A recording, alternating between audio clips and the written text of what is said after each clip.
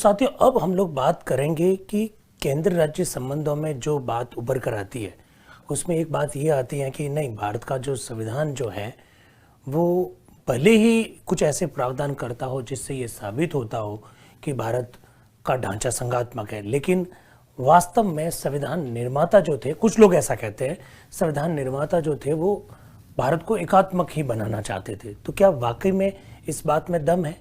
तो वो जो कह रहे हैं वो लोग क्या तर्क दे रहे हैं, उन तर्कों पर बात करने चाह रहे हैं हम लोग। तो हम लोग ढूंढेंगे कि भारतीय संविधान में एकात्मक विशेषताएं कौन कौन सी है। तो आप इस तरह से हेडिंग लगा सकते हैं साथियों, भारतीय संविधान में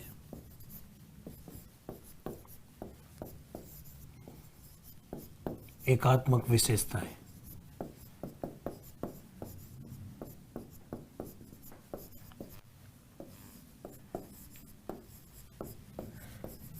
unitary features of the constitution of India और unitary features in the constitution of India, both are same thing. दोस्तों, क्या वाकई में ऐसा है क्या? तो उनकी जो तर्क है उन तर्कों पर एक एक करके चर्चा करते हैं साथियों।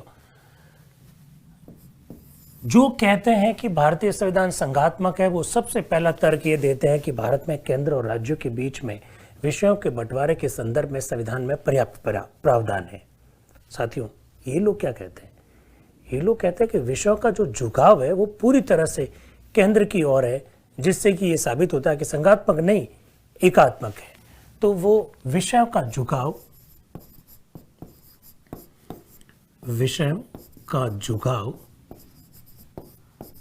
केंद्र की ओर,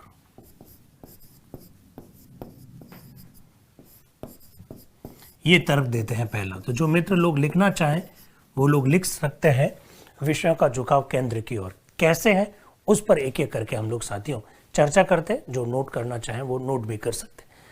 इसमें साथियों पहला पॉइंट देखिएगा आप, अनुच्छेद 246 हमने देखा था अभी, उसमें केंद्र और राज्यों के बीच में विषयों का बंटवारा करते हुए आपने 3 सूचियां देखी। साथियों, संघ सूची में विषय देखिएगा आप,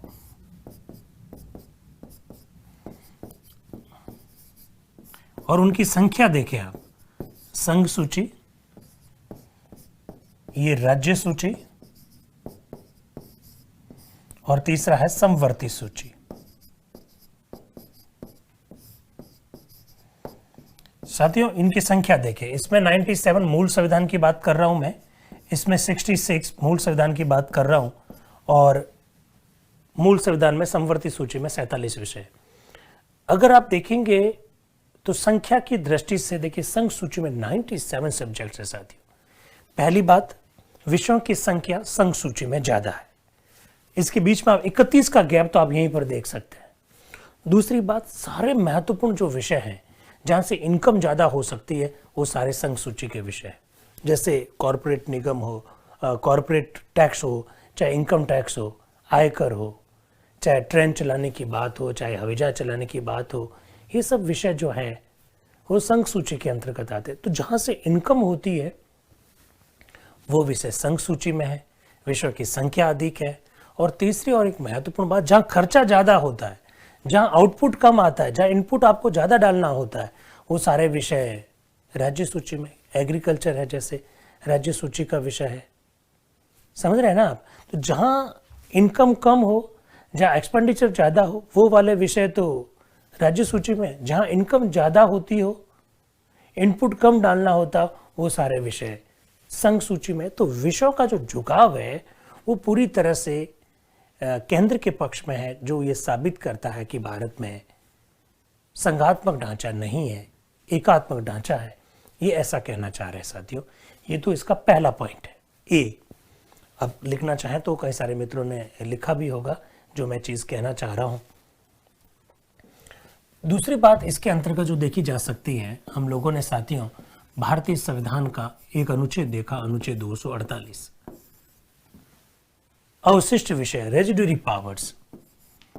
रेजिडुअरी पावर्स पर, अवशिष्ट विषय पर, अवशिष्ट जो शक्तियां हैं वो संसद के पास है साथियों। आप देखेंगे जब हम लोग केंद्र और राज्यों के संबंधों को मधुर बनाने के लिए क्या क्या प्रयास किए जा सकते हैं, इस संदर्भ में विभिन्न आयोग ने जो रिपोर्ट्स दी, उन रिपोर्ट्स को पढ़ेंगे साथियों, तो आपको मालूम पड़ेगा कई सारे लोगों ने ये कहा कि अवशिष्ट विषय जो है राज्य विधानमंडल को दे दीजिए। हमारा संविधान अवशिष्ट विषय जो है संसद को देता है, इस पर विधि बनाने की जिम्मेदारी संसद को देता है। जो लोग और तर्क देते हैं इसके पक्ष में, वो आर्टिकल 249 की भी बात करते हैं। हालांकि साथियों, हमने आर्टिकल 249 के सारे पहलों को देख लिया है, राज्यसभा की पहल पर होता है, लेकिन फिर भी ये कह रहे हैं कि नहीं, राज्य सूची के विषय पर संसद को कानून बनाने का पावर मिल जाता है। फिर वो इस संदर्भ में साथियों एक और अनुच्छेद है, अनुच्छेद 250, जिस पर हमने पिछले व्याख्यान में चर्चा की थी। फिर वो अनुच्छेद 251 की भी बात करते हैं कि आर्टिकल 249 राज्य सूची के विषय पर राज्यसभा को अधिकार कानून बनाने का, और 250 राष्ट्रीय आपातकाल के नाम पर आप कानून बना लेते हो, और 251 जो है वो ये कहता है कि आर्टिकल 249 और आर्टिकल 250 इनके तहत बनाए गए किसी भी कानून में और राज्य के बनाए गए कानून में किसी भी प्रकार की असंगति होगी तो संसद का कानून माना जाएगा, ऐसा अनुच्छेद 251 कहता है साथियों। तो ये सब बातें वो करते हैं। फिर वो एक और पॉइंट बताते हैं, अनुच्छेद 252। हालांकि अनुच्छेद 252 में ये साबित नहीं होता है कि भारत में एकात्मक ढांचा है। क्यों? क्योंकि राज्यों के विधानमंडल, क्या लिखा हुआ है, 2 या 2 से अधिक राज्यों के विधानमंडल यदि संसद से निवेदन करेंगे तो संसद कानून बनाएगी। लेकिन वो तर्क ऐसा दे देते हैं, तो ये भी मालूम होना चाहिए अपने को। 253 को वो बहुत बड़ा कारण मानते हैं साथियों। वो कहते हैं कि आप तो अंतर्राष्ट्रीय संधि और समझौते पर कभी भी हस्ताक्षर करके आ जाओगे और हस्ताक्षर करके आप राज्य सूची के विषय पर कानून बनाने की आपको असीम शक्तियां प्राप्त हो जाएगी। तो ये सब साबित करता है कि भारत में संघात्मक ढांचा नहीं है, एकात्मक ढांचा है। जो इसके पक्ष में तर्क देते हैं साथियों, वो लोग ये कहना चाहते हैं। 254 और 255 पर भी हमने पिछली क्लास में चर्चा की थी साथियों। ये तो हुआ विषयों का झुकाव जो साबित करता है। अब मैं दूसरा जो पॉइंट जो लेना चाहता हूं वो है कुछ आदेश देने के बारे में केंद्र सरकार की शक्तियां साथियों। अनुच्छेद 256, 257 पर यहाँ पर चर्चा की जा सकती है, जिसके तहत केंद्र सरकार को पावर है राज्य सरकारों को कुछ आदेश देने के संदर्भ में। मैं एक अनुच्छेद आपके सामने ला रहा हूं साथियों, आप उसको देखेंगे तो आपका कॉन्सेप्ट भी क्लियर होगा। थोड़ा सा देख लीजिए 256 को। हेडिंग है इसका प्रशासनिक संबंध, राज्यों की और संघ की बाध्यता। क्या लिखा हुआ है? प्रत्येक राज्य की कार्यपालिका शक्ति का इस प्रकार प्रयोग किया जाएगा जिससे संसद द्वारा बनाई गई विधियों का और ऐसी विद्यमान विधियों का जो उस राज्य में लागू है अनुपालन सुनिश्चित रहे। कमाल है। दूसरा पॉइंट देखिए साथियों, क्या कह रहा है कि जो भी राज्य सरकार है वो अपनी कार्यपालिका संबंधी शक्तियों का इस प्रकार से उपयोग करेगी जिससे कि संसद की बनाई गई विधियां या इस संदर्भ में पहले से जो बनाई गई जो विधियां है उसमें किसी भी प्रकार की कोई प्रॉब्लम नहीं रहे। प्रत्येक राज्य की कार्यपालिका संबंधी शक्ति का इस प्रकार प्रयोग किया जाएगा जिससे संसद द्वारा बनाई गई विधियों का या इस संदर्भ में जो विद्यमान विधियां हैं वो जो राज्य में लागू है उसकी अनुपालना सुनिश्चित रहे। और संघ की कार्यपालिका शक्ति का विस्तार किसी राज्य को ऐसे निर्देश देने तक। आप देख लीजिए साथियों, ये सब क्या है? संघ की कार्यपालिका शक्ति का विस्तार ऐसे निर्देश देने तक राज्य को निर्देश दे सकते हैं केंद्र सरकार। संघ की कार्यपालिका शक्ति का विस्तार किसी राज्य को ऐसे निर्देश देने तक होगा जो भारत सरकार को उस प्रयोजन के लिए आवश्यक प्रतीत होते हो। साथियों, अनुच्छेद 256 बहुत कुछ पावर दे देता है केंद्र सरकार को राज्य सरकारों के संदर्भ में। जो तर्क देते हैं कि भारत में संघात्मक ढांचा नहीं है, भारत में एकात्मक ढांचा है, वो इसको एक बहुत बड़े एग्जाम्पल के तौर पर प्रस्तुत करते हैं कि 256 में तो केंद्र सरकार को कार्यपालिका संबंधी शक्तियों के मामले में राज्य सरकारों पर बहुत बड़ा कंट्रोल यानी नियंत्रण स्थापित करने का अवसर मिल जाता है, ऐसा वो कहते हैं साथियों 256 के आधार पर। आप क्या लिखेंगे? आप दूसरे पॉइंट में ये लिख सकते हैं कि केंद्र की कार्यपालिका संबंधी शक्तियों का राज्य पर विस्तार। ये हेडिंग डालकर ऐसा क्या लिख सकते हैं कि अनुच्छेद 256 में ये उल्लेखित है कि केंद्र सरकार अपनी कार्यपालिका संबंधी शक्तियों के संदर्भ में राज्य की कार्यपालिका को निर्देश दे सकती है, ऐसा अनुच्छेद 256 में लिखा हुआ है साथियों। ठीक है, फिर एक और अनुच्छेद देखिएगा जरा। कुछ दशाओं में राज्यों पर संघ का नियंत्रण, हेडिंग ही देख लीजिए, कुछ दशाओं में संघ का राज्यों पर नियंत्रण। प्रत्येक राज्य की कार्यपालिका शक्ति का इस प्रकार प्रयोग किया जाएगा जिससे संघ की कार्यपालिका शक्ति के प्रयोग में कोई अड़चन नहीं हो। राज्य की कार्यपालिका अपनी शक्तियों का उपयोग इस तरह से करेगी जिससे कि संघ की कार्यपालिका को अपनी शक्तियों का उपयोग करते समय किसी भी प्रकार की अड़चन न हो या उस पर कोई प्रतिकूल प्रभाव ना पड़े, और संघ की कार्यपालिका शक्ति का विस्तार किसी राज्य को ऐसे निर्देश देने तक रहेगा जो इस प्रयोजन के लिए आवश्यक समझे जाए। ये सब पावर अनुच्छेद 257 के तहत केंद्र सरकार को है साथियों। तो कुल मिलाकर अनुच्छेद 256 और 257 संघ की कार्यपालिका संबंधी शक्ति का जो विस्तार है वो राज्य की कार्यपालिका संबंधी शक्ति पर कर देते हैं। वो उन्हें निर्देश दे सकते हैं, जहां जहां पर अड़चन आती है वहां पर निर्देश दे सकते हैं। तो ये कैसा संघात्मक ढांचा है, ऐसा वो लोग कहना चाह रहे हैं जो ये तर्क देते हैं कि भारत का संविधान संघात्मक नहीं एकात्मक है साथियों। ये मैंने आपके सामने अनुच्छेद 256 और 257 रखकर उनकी बात को संकेतित करने की कोशिश की है, रेखांकित करने की कोशिश की है साथियों। यहां तक ठीक। अब और क्या तर्क है इनके पास जिससे वो ये साबित करने की कोशिश करते हो कि भारत में संघात्मक ढांचा नहीं है, एकात्मक ढांचा है। तो जो तीसरा जो तर्क देते हैं साथियों वो देते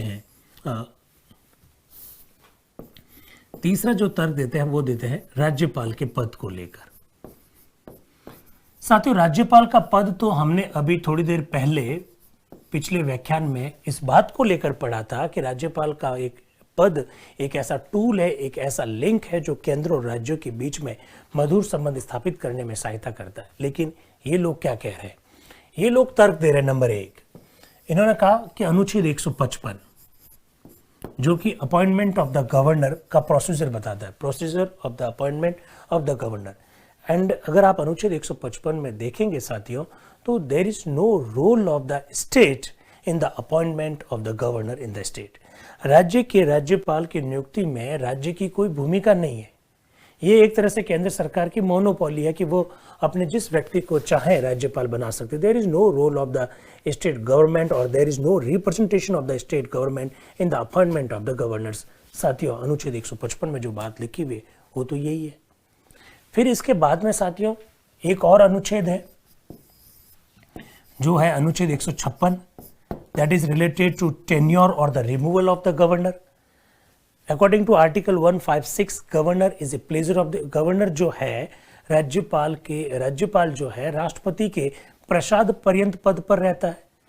And according to Article 156, there is no role of the state in the removal of the governor. आप देख लीजिए पश्चिमी बंगाल में किस तरह से वहाँ की सरकार के और राज्यपाल के बीच में झगड़ा चल रहा है। पुडुचेरी में देखिए आप 5-5 दिन तक पुडुचेरी के मुख्यमंत्री ने धरना दिया है वहां के उपराज्यपाल के विरुद्ध कि इनको हटा दिया जाए, लेकिन राज्य सरकार की इस संदर्भ में कोई भूमिका नहीं है। तो वे लोग जो ये कहते हैं कि भारत में संघात्मक नहीं एकात्मक है, उसके पीछे ये 2 अनुच्छेद बताते हैं, 155 और 156। एक अपॉइंटमेंट से रिलेटेड है और एक उनके हटाने की प्रक्रिया से संबंधित है। साथियों इसके अलावा वे एक और अनुच्छेद के बारे में बात करते हैं और वह है अनुच्छेद 200। साथियों अनुच्छेद 200 चर्चा की थी राज्यपाल के संदर्भ में। राज्यपाल किसी भी बिल को जो विधानमंडल ने पारित किया है उसे राष्ट्रपति के पास अनुमति के लिए भेज सकते हैं। और इसके पीछे मैंने आपको एक एग्जाम्पल भी दिया था, उदाहरण भी दिया था राजस्थान का, कि राजस्थान का विधानसभा ने कृषि के संदर्भ में बिल पारित किए लेकिन राज्यपाल ने अभी तक हस्ताक्षर नहीं किए हैं, ना उनको राष्ट्रपति के पास भेजा। अगर राष्ट्रपति के पास भेज देंगे तो अनुच्छेद 201 के तहत राष्ट्रपति उनके ऊपर साइन करे ना करे वो राष्ट्रपति की मर्जी हो जाएगी, और राष्ट्रपति की मर्जी का मतलब केंद्र सरकार की मर्जी है साथियों। तो अनुच्छेद 200 भी राज्यपाल को कुछ पावर्स देता है साथियों, जिससे राज्यपाल केंद्र सरकार के साथ में ज़्यादा दिखाई देता है, राज्य सरकारों का एक हित करने वाला दिखाई नहीं देता है। जो इसके पीछे जो तर्क देते हैं वो ये कह रहे हैं साथियों, ठीक है।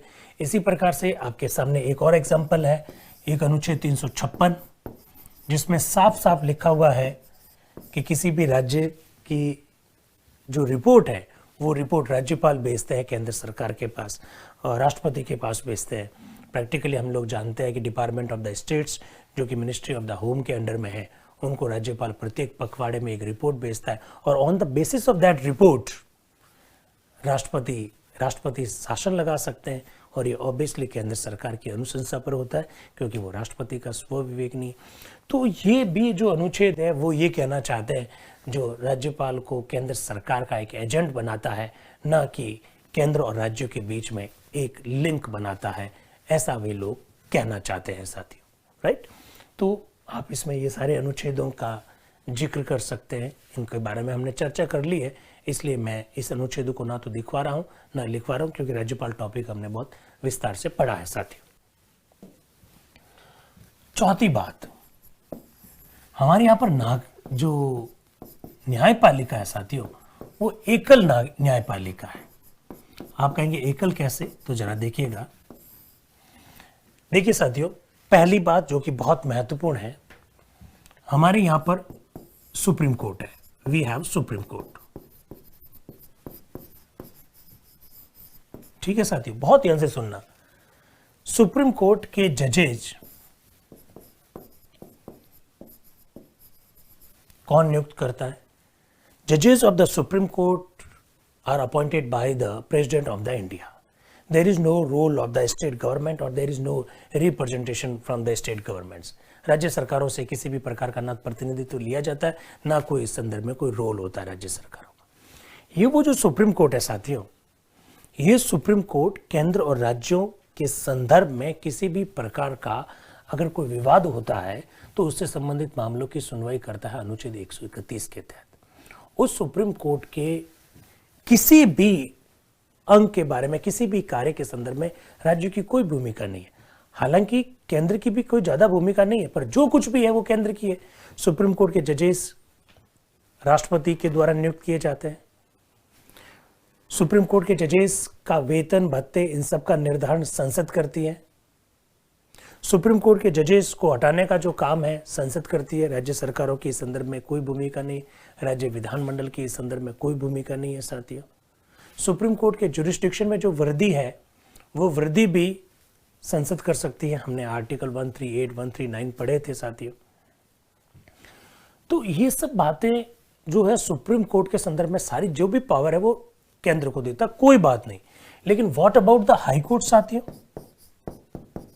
हाई कोर्ट तो राज्यों में होते हैं, उनके संदर्भ में क्या है साथियों? अगर आपने हाई कोर्ट ढंग से पढ़ा है, हमने विस्तार से चर्चा की है, हाई कोर्ट के जजेस की नियुक्ति राष्ट्रपति करते हैं। आंशिक भूमिका होती है राज्यों की। आपने हाई कोर्ट के जजेस की नियुक्ति की प्रक्रिया पढ़ी होगी साथियों, उसमें आपने लिखा राज्यपाल से परामर्श किया जाएगा। हाई कोर्ट के जजेस यानी राज्यों की भूमिका आंशिक है। जजेस ऑफ द हाई कोर्ट जो है वो राष्ट्रपति के द्वारा नियुक्त किए जाते हैं। किसी भी हाई कोर्ट में साथियों जजेस कितने होंगे? भारतीय संविधान का अनुच्छेद 218 देखिए, नंबर ऑफ द जजेस इन द हाई कोर्ट्स राष्ट्रपति तय करते हैं।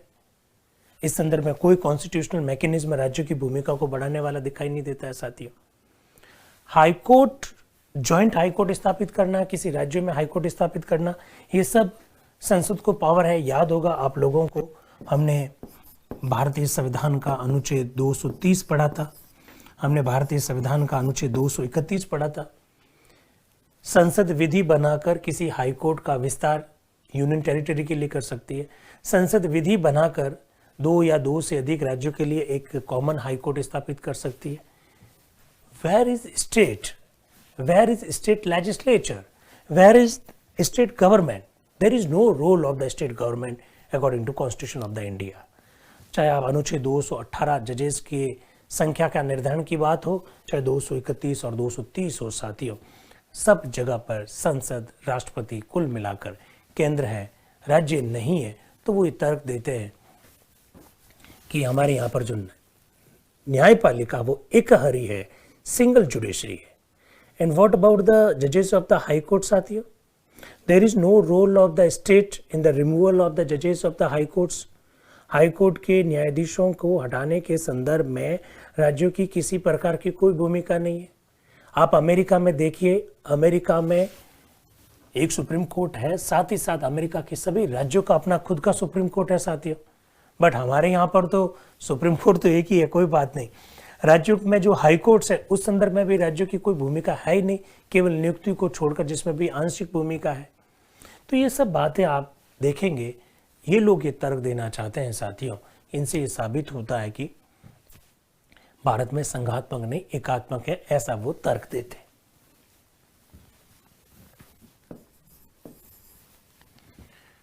पांचवी वो बात कहते हैं कि भारत में नागरिकता सिंगल है, एकल नागरिकता है।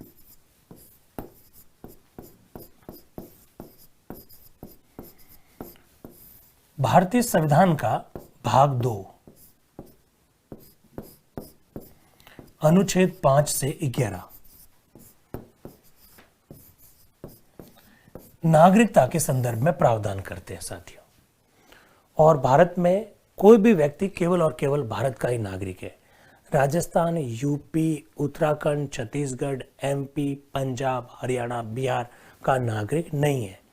अमेरिका जो दुनिया का सबसे आइडियल मॉडल माना जाता है संघात्मक ढांचे के संदर्भ में, अमेरिका में कोई भी नागरिक वहां अपने राज्य का भी नागरिक होता है। वो जॉर्जिया का नागरिक है, वो न्यूयॉर्क का नागरिक है, वो लॉस वेगास का नागरिक है, लॉस एंजल्स का नागरिक है, वो फिलाडेल्फिया का नागरिक है। भारत में एक ही नागरिकता है, भारतीय नागरिकता। और अगर आप नागरिकता के संदर्भ में प्रावधानों को पढ़ेंगे तो अनुच्छेद 9 में साफ लिखा हुआ है कि नागरिकता के संदर्भ में सभी प्रकार का जो कानून बनाने की जो जिम्मेदारी है वो संसद की है। राज्य इस संदर्भ में किसी भी प्रकार के कानून नहीं बना सकते हैं साथियों। एकल नागरिकता एकात्मक शासन व्यवस्था का प्रतीक है, ऐसा वो कहते हैं। और इवन आप एकात्मक शासन व्यवस्था का जो बढ़िया एग्जाम्पल है इंग्लैंड, उसको अगर आप देखिए तो वहां एकल नागरिकता है, एकात्मक शासन व्यवस्था है। संघात्मक शासन व्यवस्था का बढ़िया एग्जांपल यूएसए में, वहां ड्यूल सिटीजनशिप है, but we don't have, we have single citizenship. So ये भी साबित करता है कि भारत में जो व्यवस्था है वो एकात्मक शासन व्यवस्था की बात करता है। एक और पॉइंट लाना चाह रहा हूं साथियों, और वो पॉइंट है भारत में राज्यों की जो स्थिति है वो वित्तीय मामलों में कैसी है, वित्तीय निर्भरता। इस संदर्भ में मैं आपके सामने कुछ अनुच्छेद रखना चाहूंगा। वित्तीय निर्भरता के संदर्भ में 3-4 अनुच्छेद पर चर्चा करना चाहते हैं, विशेषकर 275 पर बात करना चाहते हैं, 280 पर बात करना चाहते हैं, 281 पर भी बात करना चाहते हैं, 282 पर बात करना चाहते हैं, और एक अनुच्छेद है 292, इस पर भी बात करना चाहते हैं साथियों। 275 और 282 जरा देखिएगा। राज्य सरकारों की स्थिति इतनी खराब है फाइनेंशियल मामले में, आप इन 2 अनुच्छेदों को देख लीजिएगा। आप कहेंगे sir we have enough provision related to financial relation between center and states. Yes, we have enough provision in the Constitution of India, or we have Finance Commission in the Constitution. But my friends, when we will see Article 280, which is related to structure of the Finance Commission, then you will find, my friends, that all the members and the chairman of the Finance Commission are appointed by the President of the India. There is no role of the state government or the state in the appointment or the removal of the chairman and the member of the Finance Commission. Finance commission के काम अभी देखेंगे साथियों आप अनुच्छेद 280 में, तो आप ये देखेंगे कि फिनांस कमीशन केंद्र और राज्यों के बीच में वित्त के बंटवारे के संदर्भ में सिद्धांत बनाता है। And there is no role of the state governments, कोई राज्य सरकारों की भूमिका नहीं है फिनांस कमीशन। 281 में उसकी रिपोर्ट से अभी बात करेंगे। What about 275 and 282? साथियों, अनुच्छेद 275 और 282 केंद्र के द्वारा किस तरह से राज्यों को वित्तीय सहायता दी जाएगी उसकी बात करता है। 275 तो फिर भी ठीक है, संसद के माध्यम से दिया जाता है। 282 में तो राज्य सरकारों को केंद्र के ऊपर निर्भर बना दिया है। अभी बताऊंगा 292 पर फिर चर्चा करेंगे जो उधार के संदर्भ में। जरा देखिएगा,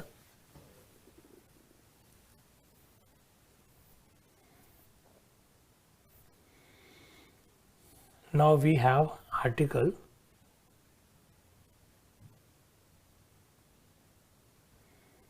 280 फर्स्ट। राष्ट्रपति इस संविधान के प्रारंभ होने से 2 वर्ष के भीतर और उसके पश्चात 5 वर्ष, हर 5वें वर्ष, यानी हमारा संविधान 26 जनवरी 1950 को लागू हुआ, तो पहले 2 साल के अंदर अंदर राष्ट्रपति एक फिनेंस कमीशन को कॉन्स्टिट्यूट करेंगे और इसके बाद प्रत्येक 5 वर्ष में एक फिनेंस कमीशन बनाया जाएगा, ऐसा 280 कहता है साथियों। 2 वर्ष के भीतर पहले और उसके बाद में प्रत्येक 5वें वर्ष की समाप्ति पर या ऐसे पूर्वोत्तर समय पर जिसे राष्ट्रपति आवश्यक समझता है, आदेश द्वारा वित्त आयोग का गठन करेगा। ठीक साथियों, जो राष्ट्रपति द्वारा नियुक्त किए जाने वाले एक अध्यक्ष और 4 अन्य सदस्यों से मिलकर बनेगा। तो फिनेंस कमीशन में एक अध्यक्ष और 4 सदस्य होते हैं, ऐसी बात करता है। एंड ये कौन गठन करेगा? राष्ट्रपति गठन करेगा। There is no role of the state. देख सकते हैं आगे, जरा देखिए।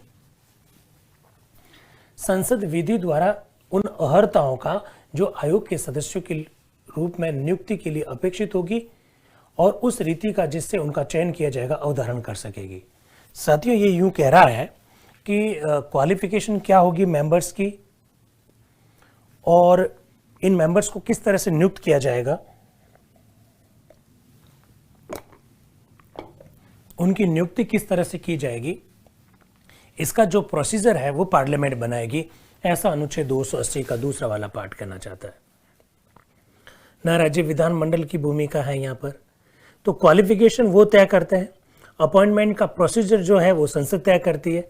किसी राज्य विधानमंडल की कोई भूमिका का यहाँ उल्लेख नहीं है साथियों। ये फिनेंस कमीशन करेगा क्या? सारा झगड़ा पैसों को लेकर है। ये फिनेंस कमीशन केंद्र और राज्यों के बीच में वित्त के बंटवारे के संदर्भ में सिद्धांत बनाएगा, जहां ना तो राज्य सरकार और ना ही राज्य विधानमंडल की कोई भूमिका है। साथियों, जरा देखिएगा आगे। आयोग का यह कर्तव्य होगा। क्या ड्यूटीज है आयोग की, जरा देख लीजिए। संघ और राज्यों के बीच करों के शुद्ध आगम जो इस अध्याय के अधीन उनमें विभाजित किए जाने हैं या किए जाए, वितरण के बारे में और राज्यों के बीच ऐसे आगमों के तत्संबंधी भाग के आवंटन के बारे में। 1. भारत की संचित निधि में से राज्यों के राजस्व में सहायता अनुदान कितना दिया जाए उसके बारे में। राज्यों के राजस्व में सहायता अनुदान को शासित करने वाले सिद्धांतों के बारे में। ठीक है। राज्य के वित्त आयोग द्वारा की गई सिफारिशों के आधार पर राज्य में नगर पालिकाओं के संसाधनों की अनुपूर्ति के लिए किसी राज्य की संचित निधि में संवर्धन के लिए आवश्यक उपाय के बारे में। सुदृढ़ वित्त के हित में राष्ट्रपति द्वारा आयोग को कोई निर्दिष्ट दिया गया अन्य कोई कार्य। आयोग अपनी प्रक्रिया खुद अवधारित करेगा और अपने कर्तव्यों का पालन में ऐसी शक्ति होगी जो संसद विधि द्वारा करे। साथियों, ये जो बातें लिखी हुई है कि शुद्ध आगम के संदर्भ में, राज्यों को जो सहायता अनुदान दिया जाएगा उसके संदर्भ में, राज्य के वित्त आयोग के द्वारा जो सिफारिशें की गई है उसके संदर्भ में, और सुदृढ़ वित्त के हित में राष्ट्रपति द्वारा कोई उन्हें अन्य कोई निर्दिष्ट कार्य दिया जाए उसके संदर्भ में, वो किसको सिफारिशें करेंगे? राष्ट्रपति को सिफारिश करेंगे। साथियों, where is state government, where is state legislature here? कहीं पर भी आपको दिखाई नहीं देगा। तो ये लोग जो तर्क देते हैं वो ये कहते हैं कि ये पूरी तरह से केंद्र सरकार के ऊपर राज्यों की निर्भरता को बढ़ा देते हैं। आयोग की क्या पावर्स होगी, आयोग की क्या प्रक्रिया होगी, उसका निर्धारण आयोग खुद करेगा, संसद के द्वारा बनाए गए अधिनियम के अंतर्गत रहते हुए। अब आप उसके कार्य भी देख लीजिए, कार्य के बाद में इसकी रिपोर्ट्स को भी देख लीजिए। वित्त आयोग की सिफारिशें। राष्ट्रपति इस संविधान के उपबंधों के अधीन वित्त आयोग द्वारा की गई प्रत्येक सिफारिश को उस पर की गई कार्यवाही के स्पष्टीकारक ज्ञापन सहित संसद के प्रत्येक सदन के समक्ष रखवाएगा। यानी जो भारत के राष्ट्रपति हैं वह अनुच्छेद 281 के तहत फिनांस कमीशन की रिपोर्ट और उस रिपोर्ट पर जो काम किया गया है जिसे एक्शन टेकन रिपोर्ट कहते हैं,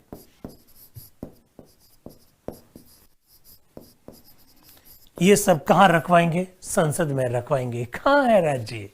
तो पूरी तरह से अनुच्छेद 280 और 281 जो कि बेसिकली फिनांस कमीशन से जुड़े हुए साथियों, हमारी जो व्यवस्था है उस व्यवस्था में केंद्र का प्रभुत्व को बढ़ा देते हैं। और वो लोग भी यही कह रहे हैं कि ये जो है उससे ये साबित होता है कि भारत में एकात्मक नहीं। अब आप 282 को देखिएगा क्या लिखा हुआ है। 282 कहां चला गया? 282 नहीं है फिलहाल, कोई बात नहीं, इससे कोई फर्क नहीं पड़ेगा।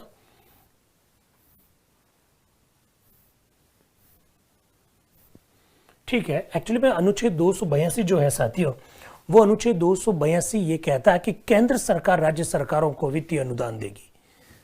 साथियों 275 भी अनुदान की बात करता है, 282 भी अनुदान की बात करता है, लेकिन 275 और 282 में बड़ा फर्क है। क्या फर्क है साथियों? 275 में संसद के माध्यम से राज्यों को अनुदान दिए जाने की बात है। तो कोई, मैं इस बात को मान लेता हूं कि संसद है तो वहां पर राज्यसभा भी है, तो ठीक है, जनता का सदन भी है वहां पर, तो शायद कोई दिक्कत नहीं होगी। लेकिन व्हाट अबाउट 282? अनुच्छेद 282 में तो साफ शब्दों में लिखा हुआ है कि केंद्र सरकार संघ सरकार राज्य सरकारों को अनुदान देगी। हमारे यहां पर साथियों पॉलिटिकल पार्टीज सरकार में होती है, कभी कांग्रेस की सरकार होती है, कभी गठबंधन की सरकार होती है, कभी बीजेपी की सरकार होती है। तो ये जो केंद्र सरकारें, जो संघ सरकारें होती हैं साथियों, वे अपने पॉलिटिकल इंटरेस्ट के हिसाब से वित्तीय अनुदान देती है राज्य सरकारों को। राज्य सरकारें निर्भर हो गई है वित्तीय दृष्टि से पूरी तरह से केंद्र सरकार के ऊपर। तो ऐसी स्थिति में ये संघात्मक ढांचा कहां है, ऐसा वो लोग कहना चाह रहे हैं। अब आप देखिएगा अनुच्छेद 292 जो बात करता है उधारी के संदर्भ में। कॉन्स्टिट्यूशन में इस तरह के प्रोविजंस किए गए जिससे राज्य सरकारें वित्तीय दृष्टि से निर्भर हो गई है केंद्र सरकार पर। अब अगर राज्य सरकारें कोई उधार लेना चाहती है, आप उधार भी नहीं ले सकते। Firstly you will have to get permission और the guarantee from the government of India. आपको संघ सरकार से पहले आपको गारंटी लेनी पड़ेगी, प्रतिभूति लेनी पड़ेगी, और on the basis of that guarantee आप उधार ले सकते हैं। ऐसा भारतीय संविधान का अनुच्छेद 292 कह रहा है, आप देख लीजिएगा। राज्यों द्वारा उधार लेना भी उनके हाथ में नहीं है। इस अनुच्छेद के उपबंधों के अधीन रहते हुए राज्य की कार्यपालिका शक्ति का विस्तार उस राज्य की संचित निधि की प्रतिभूति पर ऐसी सीमाओं के भीतर यदि कोई हो जिन्हें ऐसे राज्य का विधानमंडल समय समय पर विधि द्वारा नियत करे, भारत के राज्य क्षेत्र के भीतर उधार लेने तक और ऐसी सीमाओं के भीतर यदि कोई हो जिन्हें इस प्रकार नियत किया जाए, प्रत्याभूति देने तक है। यहां तक तो कोई दिक्कत की बात नहीं। आगे जरा देखिए, भारत सरकार ऐसी शर्तों के अधीन रहते हुए जो संसद द्वारा बनाई गई किसी विधि द्वारा या उसके अधीन अधिकथित की जाए किसी राज्य को उधार दे सकेगी, किसी राज्य को उधार दे सकेगी, या जहां तक अनुच्छेद 292 के अधीन नियत किन्हीं सीमाओं का उल्लंघन नहीं होता है, वहां तक किसी ऐसे राज्य द्वारा दिए गए उधारों के संबंध में प्रत्याभूति दे सकेगी। खुद उधार दे सकती है केंद्र सरकार राज्य सरकारों को, और साथ ही साथ केंद्र सरकार राज्य सरकारों को उधार देने की गारंटी भी दे सकती है, उसकी गारंटी पर ऋण ले सकते हैं। और ऐसे उधार देने के प्रयोजन के लिए अपेक्षित राशियां भारत की संचित निधि पर बाहरित की जाएगी, ऐसा 292 कहना चाह रहा है साथियों, उसका सब क्लॉज 2। फिर आगे देखिए, यदि किसी ऐसे उधार का जो भारत सरकार ने या उसकी पूर्ववर्ती सरकार ने उस राज्य को दिया था, अथवा जिसके संबंध में भारत सरकार ने या उसकी पूर्ववर्ती सरकार ने उसकी गारंटी दी थी, कोई भाग अभी भी बकाया है, तो वह राज्य भारत सरकार की सहमति के बिना उधार नहीं ले सकेगा। बताइए मुझे, अगर भारत सरकार ने आपको पैसा उधार दिया है या भारत सरकार ने आपको कहीं से उधार लेने की गारंटी दी है, तो या तो आपने भारत सरकार का वो पैसा लुटाया नहीं या उसका कुछ भाग बाकी है, या फिर किसी और से आपने उधार लिया था लेकिन गारंटी आपने भारत सरकार से ली, उसको भी चुकाया नहीं या उसका कुछ भाग बाकी है। आपको गारंटी देने से भारत सरकार मना कर सकती है, कोई उधार नहीं ले, भारत सरकार की सहमति के बिना आप उधार नहीं ले सकोगे। आई बात समझ में? राज्य सरकारों की स्थिति बड़ी जबरदस्त नाजुक हो गई है साथियों इस अनुच्छेद की वजह से। हालांकि राज्य सरकारों ने भी कोई ठीक ढंग से काम नहीं किया, वो वित्तीय अनुशासन को नहीं रख पाए, उन सब की वजह से ज़्यादा समस्याओं का सामना करना पड़ रहा है। लेकिन हमारे संविधान निर्माताओं ने भी इस प्रकार से एक देखा जाए तो वित्तीय दृष्टि से नकेल कसने की कोशिश की है राज्य सरकारों के ऊपर। ये सब वो तर्क देते हैं जो ये कहते हैं कि भारत में संघात्मक नहीं एकात्मक ढांचा है। साथियों मेरी बात को आप लोग समझे, बात को आगे बढ़ाते हैं साथियों। एक और तर्क देना चाह रहे हैं जो ये कहते हैं कि नहीं भारत में एकात्मक नहीं संघात्मक नहीं एकात्मक ढांचा है, और वो क्या कह रहे हैं? राज्यसभा में असमान प्रतिनिधित्व।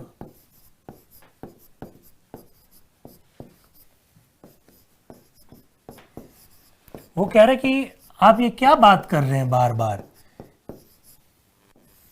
कि राज्यसभा राज्यों के हितों का प्रतिनिधित्व करती है। आप ये तर्क देते हैं कि राज्यसभा की स्थापना राज्यों के हितों की रक्षा के लिए ही की गई है, लेकिन राज्यसभा में तो प्रतिनिधित्व असमान है। साथियों मैंने पिछले लेक्चर में आप लोगों से बात की थी, उस समय मैंने आपको यह कहा था कि भारत में जो 233 सदस्य राज्यसभा के लिए जो चुने जाते हैं वो विभिन्न राज्यों में on the basis of the population चुने जाते हैं। जैसे मैंने कहा था यूपी से 31 चुने जाते हैं, राजस्थान से 10 चुने जाते हैं। तो उसके पीछे कारण क्या है? यूपी की जनसंख्या ज़्यादा है, राजस्थान की जनसंख्या उसकी तुलना में कम है, इस वजह से अलग अलग आंकड़े। जबकि अमेरिका में सीनेट में जो कि राज्यसभा की भांति वहाँ का एक हाउस है, वहाँ इस तरह का सिस्टम नहीं है। चाहे छोटा राज्य हो चाहे बड़ा राज्य हो, हर राज्य को 2 सदस्य भेजने का हक है। यहाँ पर सिस्टम ऐसा नहीं है।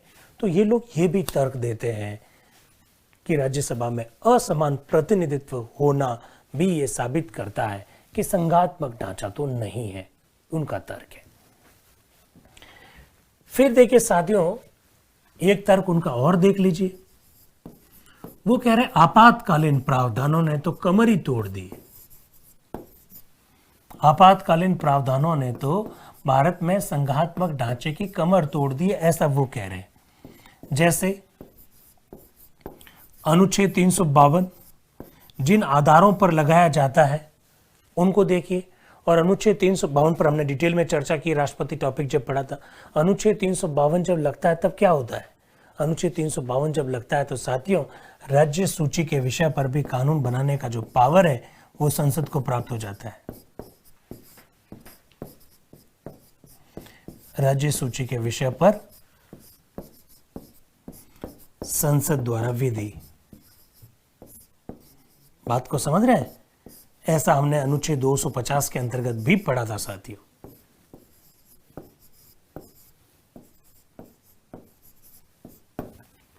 ठीक है, फिर आप अनुच्छेद 356 को देखिएगा। डिटेल में हमने बात की थी राष्ट्रपति की शक्तियों के अंतर्गत, राष्ट्रपति शासन लग जाता है अनुच्छेद 356 के अंतर्गत। फिर आप अनुच्छेद 355 को देखिए, हमने 355 पर भी बात की है। याद आया अनुच्छेद 355 क्या है? संघ सरकार का दायित्व है कि सभी राज्यों में संविधान की पालना को सुनिश्चित करे, सभी राज्यों की बाह्य आक्रमण से रक्षा करें, सभी राज्यों में आंतरिक सुरक्षा बनाए रखें। There is 3 duties of the union government. संघ सरकार की 3 कर्तव्य 3 ड्यूटीज का उल्लेख करता है अनुच्छेद 355। संविधान की पालना को सुनिश्चित करना, बाह्य आक्रमण से रक्षा करना, और फिर सभी राज्यों में आंतरिक सुरक्षा बनाए रखना। राज्य सरकारें ये तर्क देती है कि आंतरिक सुरक्षा जो है वो राज्य सरकारों का विषय है। Law and order is a subject of the state list, but on the basis of the article 355 central government राज्य सरकारों के आंतरिक मामलों में हस्तक्षेप कर लेती है। इवन अनुच्छेद 365 पर भी हमने चर्चा की है साथियों, जिसमें लिखा हुआ है कि केंद्र सरकार राज्य सरकारों को निर्देश दे सकती है संघ सरकार राज्य सरकारों को निर्देश दे सकती है, और अगर आप इन निर्देशों की पालना नहीं करोगे, यदि आप इन निर्देशों की पालना नहीं करते हो तो इसे failure of the constitutional machinery के रूप में ट्रीट किया जाएगा, संवैधानिक तंत्र की विफलता के रूप में माना जाएगा। ऐसा अनुच्छेद 365 में लिखा है। एंड व्हाट अबाउट अनुच्छेद 360? ये सब हमने चर्चा की है। फाइनेंशियल इमरजेंसी लग जाती है, लगे तो लगे, हमें क्या करना। अरे फाइनेंशियल इमरजेंसी लग जाएगी तो राज्य सरकारों को तो गला घोंट दिया जाएगा। क्यों? क्योंकि राज्य सरकारों के द्वारा जो फाइनेंस बिल है, जो मनी बिल है, वो केंद्र सरकार की अनुमति के बाद लागू होंगे। ऐसा हमने अनुच्छेद 360 के तहत जो वित्तीय आपातकाल लगता है उस संदर्भ में देखा है साथियों। तो ये जो आपातकालीन जो प्रावधान है वो भी ये साबित करते हैं कि भारत में जो है ढांचा कैसा है, संघात्मक ढांचा है साथियों, ऐसा वो कहना चाह रहे हैं। संघात्मक ढांचा नहीं, सॉरी, भारत में जो है एकात्मक ढांचा है, ऐसा वो कहना चाह रहे हैं। आपातकालीन प्रावधान। फिर साथियों वो और क्या तर्क दे रहे हैं, और क्या कह रहे हैं? वो कह रहे हैं कि जैसे हमने अनुच्छेद 370 के संदर्भ में देखा, जैसे हमने जम्मू कश्मीर के विभाजन के संदर्भ में देखा, तो जरा देखिएगा एक और पॉइंट, अनुच्छेद 3 नए राज्य का गठन। ठीक है साथियों, राज्य की सीमा में परिवर्तन, नाम में परिवर्तन से संबंधित है।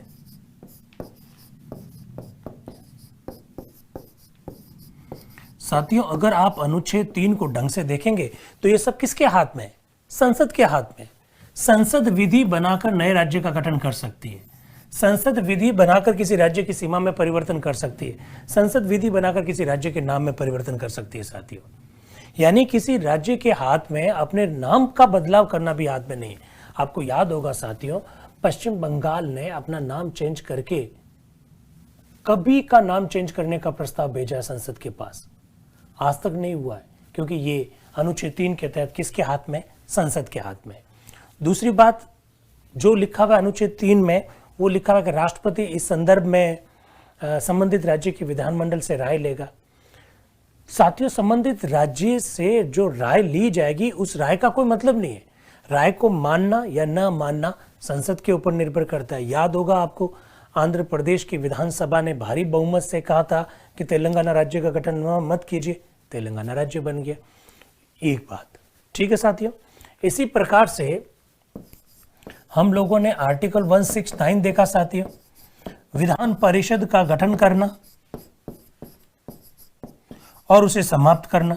दोनों ही बातें साबित करती है कि भारत में संघात्मक ढांचा कम और एकात्मक ज्यादा है। कैसे? अप्रैल 2012 में राजस्थान की विधानसभा ने विधान परिषद के गठन हेतु प्रस्ताव पारित किया। 2020 खत्म हो गया, 8.5 साल हो गए। क्या विधान परिषद बन गई राजस्थान में? नहीं बनी, क्योंकि ये किसके हाथ में? संसद के हाथ में। जनवरी 2020 में आंध्र प्रदेश की विधानसभा ने अपने वहां की विधान परिषद को समाप्त करने के लिए प्रस्ताव पारित किया।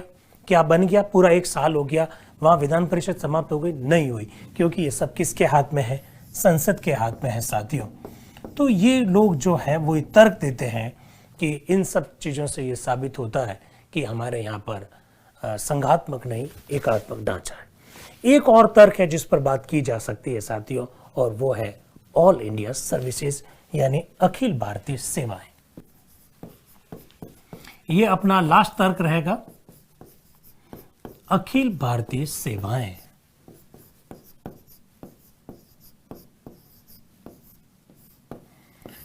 अनुच्छेद 309, अनुच्छेद 310 और अनुच्छेद 311, ये साथियों वे अनुच्छेद हैं जो अखिल भारतीय सेवाओं के अधिकारियों को बहुत सशक्त करते हैं, बहुत मजबूत करते हैं।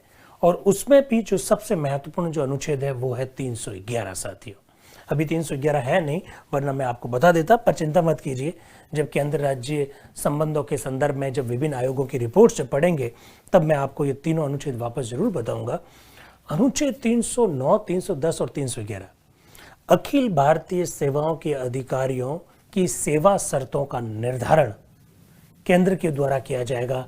राज्यों की इस संदर्भ में कोई भूमिका नहीं है। उनको तनख्वाह कितनी मिलेगी, उनकी सेवा शर्तें, वही उनका टेन्योर, उनका रिटायरमेंट की एज वगैरह क्या होगी, ये सब केंद्र के द्वारा तय किया जाता है। राज्यों की इस संदर्भ में कोई भूमिका नहीं है। अखिल भारतीय सेवाओं के अधिकारी राष्ट्रपति के द्वारा नियुक्त किए जाते हैं, राज्यों की इस संदर्भ में कोई भूमिका नहीं है। साथियों, बात यह है कि अखिल भारतीय सेवाओं के अधिकारी राज्यों में काम करते हैं, उनकी सेवा शर्तें वहां से तय होती है, उनका वेतन वहां से तय होता है, उनकी नियुक्ति वहां से तय होती है। राज्य सरकारों का उनके ऊपर किसी भी प्रकार का कोई कंट्रोल नहीं है। विशेषकर अनुच्छेद 311 देखेंगे साथियों, तो साफ साफ शब्दों में लिखा हुआ है, अखिल भारतीय सेवाओं के अधिकारी राष्ट्रपति के प्रसाद पर्यंत पद पर रहते हैं। साथियों, अनुच्छेद 311 में साफ शब्दों में लिखा हुआ है कि अखिल भारतीय सेवाओं के अधिकारियों को जिन्होंने नियुक्त किया है उससे नीचे का अधिकारी उन्हें हटा नहीं सकता, और नियुक्त करता है राष्ट्रपति। तो यानी राष्ट्रपति के अलावा कोई उन्हें हटा नहीं सकता। अखिल भारतीय सेवाओं के अधिकारियों को बर्खास्त करना साथियों राष्ट्रपति का काम है। अखिल भारतीय सेवाओं के अधिकारी राज्य में काम करते हैं, लेकिन राज्य सरकारों का उनके ऊपर एकदम कम नियंत्रण होता है, आंशिक नियंत्रण होता है। हद से हद वो सस्पेंड कर सकती है, बर्खास्त करना उनके हाथ में नहीं है। ये सब तर्क हैं जो वो देते हैं, जो ये कहते हैं कि भारत में संघात्मक नहीं एकात्मक ढांचा है। तो ये सब बातें कुछ रखनी थी साथियों। आज के लिए इतना काफ़ी है। आगे की क्लास में हम लोग केंद्र राज्य संबंधों को मधुर बनाने के लिए सरकारी आयोग, पूंजी आयोग, राजमनार आयोग, संविधान समीक्षा आयोग और विभिन्न प्रकार के जो अन्य कमिटीज़ हैं उन पर चर्चा करेंगे, और साथ ही साथ 309, 310 और 311 पे भी चर्चा करेंगे साथियों। Thank you very much. Thank you.